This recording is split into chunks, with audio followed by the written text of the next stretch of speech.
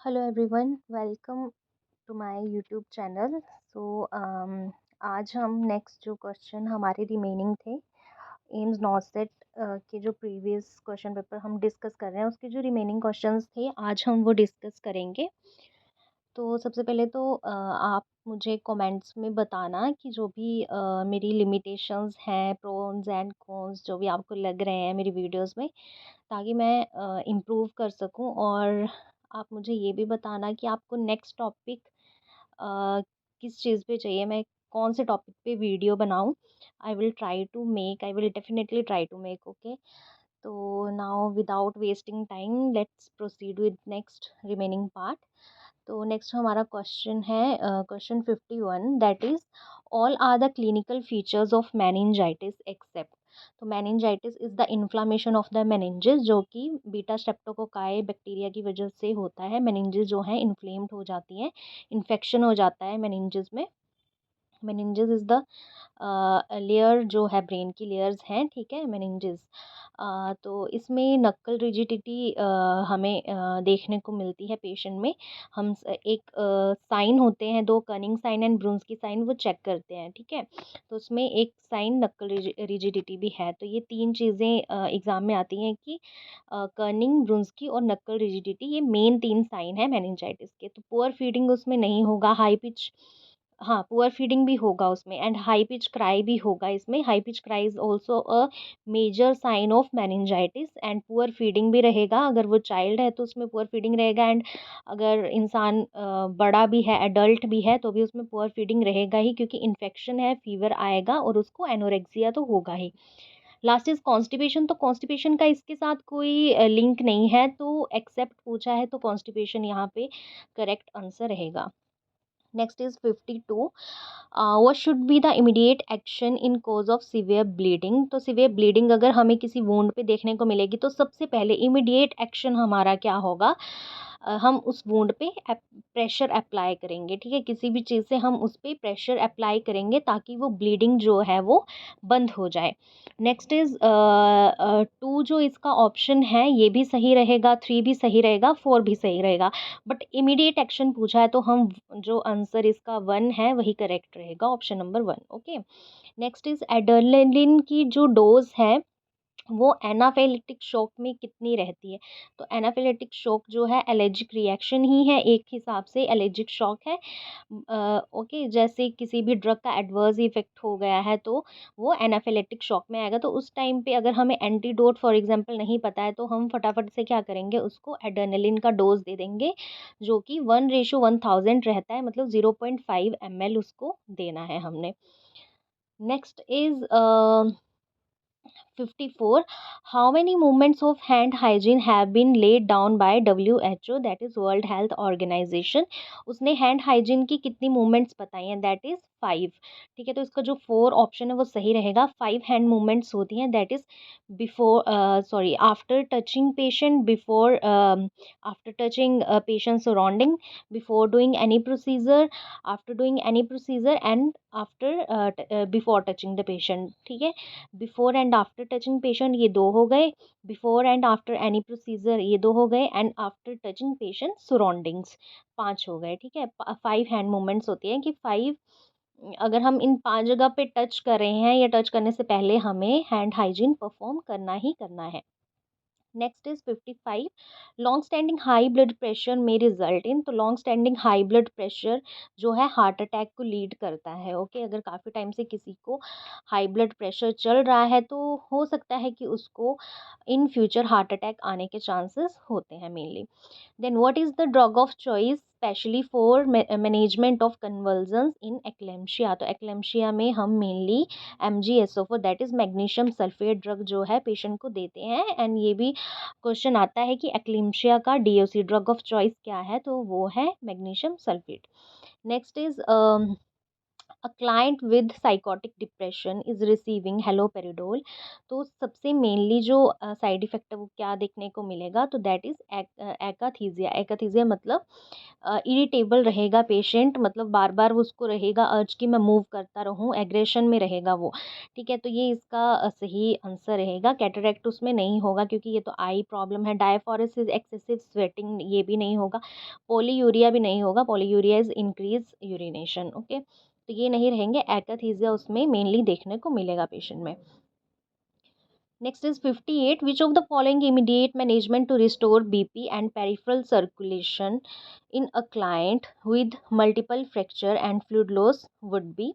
तो अगर किसी पेशेंट में बीपी को रिस्टोर करना है, पेरिफेरल सर्कुलेशन उसमें नहीं है ज़रा भी, तो हम फटाफट से उसको आरएल का इन्फ्यूज़न लगाएंगे। एनएस का हम प्रायोरिटी नहीं देंगे क्योंकि उसमें सोडियम ज़्यादा होता है, तो मे बी पेशेंट अगर हाइपरटेंसिव है तो उसमें सोडियम हम नहीं देंगे। ब्लड ट्रांसफ्यूज़न भी हम नहीं करेंगे इमीडिएटली, पहले हमें फ्लूइड मैनेजमेंट ही करना है। डेक्सट्रोज़ 5% भी हम नहीं देंगे बिकॉज़ अगर पेशेंट डायबिटिक है तो उसमें तो डेक्सट्रोज़ जाएगा ही नहीं। तो हमें अगर पता नहीं है कि पेशेंट डायबिटिक है या नहीं डायबिटिक है, तो हम आरएल जो है उसको ही प्रायोरिटी देते हैं। Next is which of the follow hormone is also known as emergency hormone. तो एमरजेंसी हार्मोन जो है दैट इज़ एड्रेनलिन, जो कि फाइट एंड फ्लाइट रिएक्शन है, एक फाइट एंड फ्लाइट हार्मोन जिसको हम बोलते हैं। किसी भी फाइट एंड फ्लाइट सिचुएशन में हमें जो काम करता है, हमारे काम आता है, that is adrenaline, okay? And adrenaline का दूसरा नाम एपिनेफ्रिन भी है, और non adrenaline is non epinephrine, okay? Next question is 60, a lung disease caused by prolonged inhalation of cotton fibre dust is. Cotton fibre, किसी कॉटन फाइबर की factory में कोई अगर पर्सन है वो काम कर रहा है काफ़ी लंबे समय से, तो उसमें क्या है जो कौन सी डिसीज देखने को मिलेगी, that is byssinosis, okay?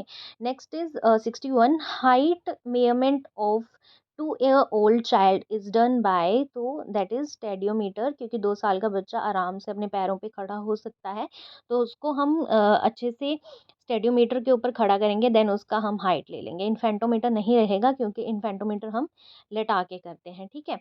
Next is 62, a nurse is preparing that the client morning NPH insulin, हाँ इंसुलिन देने के लिए नर्स NPH प्रिपेयर कर रही है।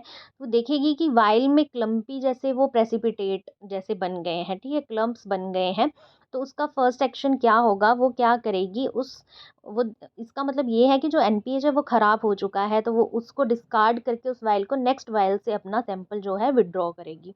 बाकी के आंसर इसमें सारे गलत हैं, ठीक है? इसमें यही है कि एनपीएच में अगर क्लाउडी अपीयरेंस या क्लम्प्स देखने को मिल रहे हैं तो हम उसको डिस्कार्ड करेंगे, एंड नेक्स्ट जो है हम नेक्स्ट वाइल से जो है सैंपल लेंगे। Next is DMPA, that is depot medroxy progesterone acetate. ये एक इंजेक्शन है, कॉन्ट्रासेप्टिव इंजेक्शन है जो कि प्रेगनेंसी को प्रिवेंट करता है। तो इसको हम कैसे देते हैं, 3 मंथ के बाद रिपीट करना होता है, क्योंकि इसका जो असर है वो 3 मंथ तक ही रहेगा। 3 मंथ तक ही वो प्रेगनेंसी को प्रिवेंट करेगा। उसके बाद हमें इसका नेक्स्ट डोज लेना पड़ेगा, अगर इन फ्यूचर हमें आफ्टर 3 मंथ भी अगर अपना जो प्रेगनेंसी है वो कंटिन्यू नहीं करना है, कंसीव नहीं करना है। Next is 64, nurse on pico advise to give 400 ml। हाँ, ये ड्रॉ फैक्टर का है क्वेश्चन। इसमें हमें फ्लो रेट निकालना है कि अगर 400 ml फ्लूइड उसको 8 घंटे में देना है और उसमें draw factor 60 drops per minute है, तो कितने रेट पे वो जो नर्स है उसको सेट करेगी, ठीक है? फ्लो रेट कितने पे सेट करेगी? तो इसका बहुत ही सिंपल सा फॉर्मूला है कि हमें जो भी वॉल्यूम दिया होता है that is 400 divided by time in minutes. तो 8 को अगर हम 60 के साथ मल्टीप्लाई करें that is 480 into draw factor, तो इसका अगर आप कैलकुलेट करोगे तो इसका आंसर बनता है 50 drops per minute. Next is 65, the cardinal sign of cardiac arrest include following except. सभी कार्डियक अरेस्ट के कार्डिनल साइंस हैं, एक नहीं है। तो डायलेटेड नॉन रिएक्टिव पीपल इसका सही आंसर रहेगा, क्योंकि डायलेटेड नॉन रिएक्टिव पीपल इसमें नहीं देखने को मिलते हैं हमें। एपनिया होगा पेशेंट में, अगर उसको कार्डियक अरेस्ट आ रहा है, उसकी स्किन जो है कोल्ड हो जाएगी क्योंकि ब्लड सर्कुलेशन नहीं पहुंच रही है, कार्डियक अरेस्ट हो चुका है। Absence of carotid and femoral pulse, जो भी मेजर हमारी पल्सेस हैं वो वहाँ पे एब्सेंट रहेंगे क्योंकि सर्कुलेशन वहाँ पे एब्सेंट है। Next is which of the following is mydriatic. Okay, mydriatic जो है वो डायलेटेशन के काम आता है, एंड माइटोटिक जो है वो कंस्ट्रिक्शन के टाइम पे काम आता है। तो दैट इज एट्रोपिन। एट्रोपिन जो है एक मिड्रियाटिक है, ठीक है, डायलेशन के टाइम पे काम आता है। जैसे अगर आई एग्जामिनेशन, ऑप्थेल्मिक एग्जामिनेशन करना है पेशेंट का, उस टाइम पे भी हम मिड्रियाटिक की आई ड्रॉप्स जो है पेशेंट की आईज में डालते हैं ताकि अच्छे से हमें विजुअलाइज हो सके retina. Okay, next is the normal newborn haemoglobin level. तो इसमें नॉर्मल जो न्यूबॉर्न का हीमोग्लोबिन लेवल है वो 70 to 20 ग्राम/dl रहता है, ज़्यादा रहता है, और हार्ट रेट भी न्यूबॉर्न का ज़्यादा रहता है as comparison to adults. Next is most sensitive index of the health of a community is. तो मोस्ट सेंसिटिव जो इंडेक्स है वो इन्फेंट मोर्टेलिटी रेट है, ठीक है, क्योंकि इन्फेंट्स जो हैं हम हमेशा चिल्ड्रंस को ही प्रायोरिटी देते हैं क्योंकि वही आने वाले टाइम का मतलब हमारा फ्यूचर है, एक बेटर फ्यूचर है। तो अगर इन्फेंट मोर्टेलिटी रेट ज़्यादा है, ठीक है, तो उस टाइम पे जो इंडेक्स है हेल्थ कम्युनिटी का, जो इंडेक्स है वो मतलब ज़्यादा इफ़ेक्ट होता है, तो इसलिए इसको मोस्ट सेंसिटिव इंडेक्स माना जाता है। Next is find the correct statement. तो इसमें हमें 3 स्टेटमेंट दी हैं, इनमें से करेक्ट कौन सी है। फर्स्ट है premature rupture of membrane contraindication of induction of labour. No, ये तो गलत है कि अगर प्री मैच्योर रप्चर हो गया है मेम्ब्रेन का, एमनियोटिक जो सैक है वो पहले ही अगर बर्स्ट आउट हो गया तो हमें फटाफट से लेबर स्टार्ट करनी होती है। ये इसकी कॉन्ट्रा इंडिकेशन नहीं है, ये इसकी इंडिकेशन, तो ये तो गलत हो गया।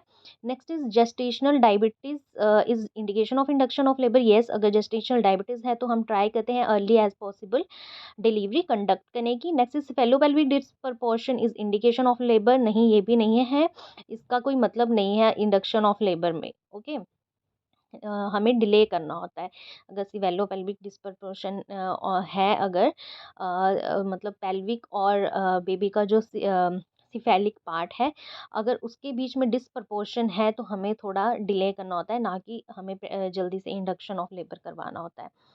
Next is fluid of choice in burn. तो ये हमें पता है आरएल ही है fluid of choice. Next is identify blade size. तो ये ब्लेड का साइज जो है 15 है। मैं आपको एक अपनी पोस्ट में एक इमेज शेयर करूँगी जिसमें कि इमेज के साथ सभी ब्लेड्स की इमेजेस होंगी विद देयर नंबर, और उसमें इमेज देख के ही आपको नंबर का पता चल जाएगा। मतलब उनकी शेप्स ही ऐसी होती हैं कि उनकी शेप में ही वो नंबर एक हिसाब से लिखा होता है, बन रहा होता है कि ये 11 है, ये 12 है, 15 है, ठीक है, तो उससे आपको ज़्यादा इजीली याद रहेगा। मैंने भी अपने टाइम पे वैसे ही याद रखे थे ये।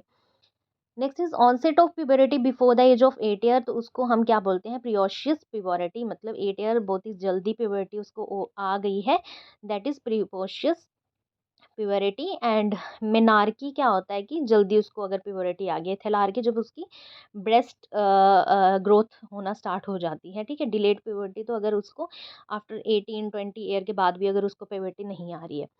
Next is glutaraldehyde that is Cidex solution होता है, जो उसको हम कोल्ड स्टरलेंट के लिए यूज़ करते हैं, जो कि हीट सेंसिटिव इंस्ट्रूमेंट्स होते हैं मेनली उनके लिए यूज़ करते हैं कि हीट सेंसिटिव इंस्ट्रूमेंट्स हम हीट से स्टरलाइज ना करके उसको ग्लूटाल्डिहाइड में डालते हैं, क्योंकि ग्लूटाल्डिहाइड एक ठंडा स्टरलिएंट है, कोल्ड स्टरलिएंट है।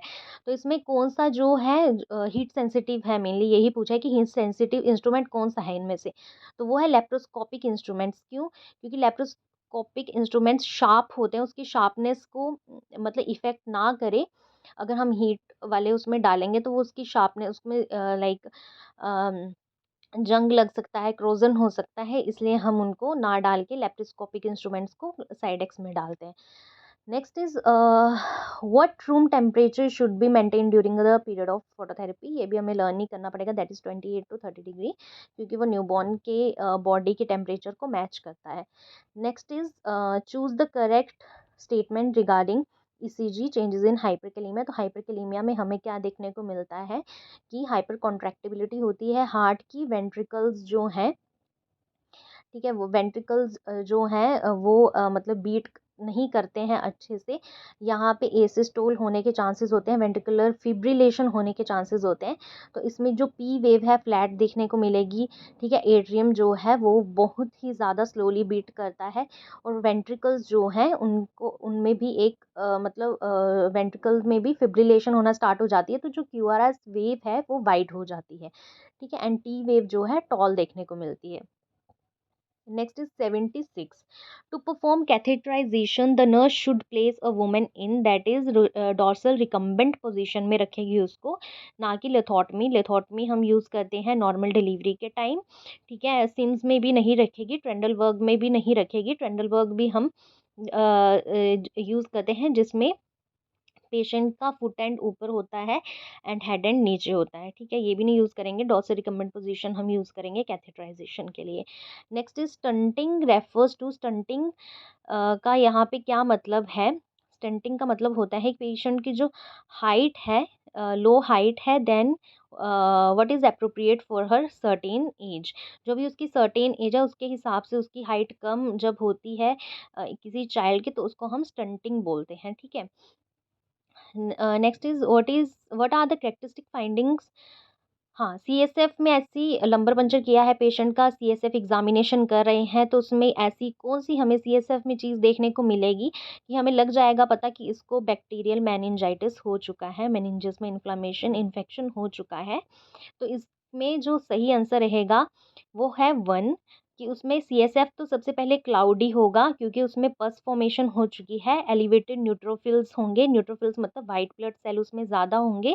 जब इन्फेक्शन होता है तो हमें पता है कि वाइट ब्लड सेल इंक्रीज़ हो जाते हैं, ब्लड में भी इंक्रीज़ हो जाते हैं जब हमें फीवर होता है इन्फेक्शन की वजह से।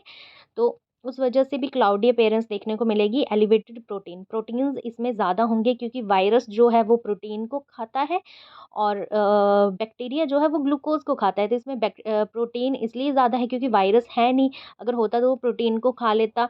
तो ग्लूकोज इसमें कम है क्योंकि बैक्टीरिया है वो अंदर ज़िंदा रहने के लिए, लाइव रहने के लिए, अपने सर्वाइवल के लिए जो ग्लूकोज़ है सीएसएफ का उसको खा रहा है, इसलिए ग्लूकोज़ जो है ज़्यादा है। तो मेनली हमने यही याद रखना है कि अगर वायरल इन्फेक्शन होगा तो उसमें हमें 2 चीज़ें तो ये सेम देखने को मिलेंगी, सीएसएफ क्लाउडी और एलिवेटेड न्यूट्रोफिल्स, बट उसमें प्रोटीन्स कम हो जाएँगे एंड जो ग्लूकोज़ है वो ज़्यादा हो जाएगा।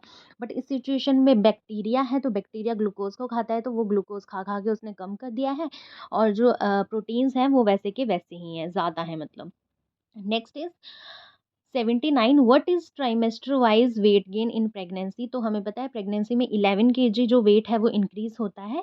तो फर्स्ट ट्राइमेस्टर में इतना कुछ बेबी का बनता नहीं है, एम्ब्रियो ही होता है वो, देन जाइगोट होता है, धीरे धीरे वो फीटस बन रहा है, तो उसमें 1 kg ही इंक्रीज होगा। But second and third trimester में प्लेसेंटा ग्रो हो जाता है, एमनियोटिक सैक बन जाता है, बेबी के ऑर्गन्स डेवलप होना स्टार्ट हो जाते हैं, तो उस टाइम पे 5 kg इंक्रीज रहेगा। तो इसका जो थर्ड ऑप्शन है वो करेक्ट रहेगा।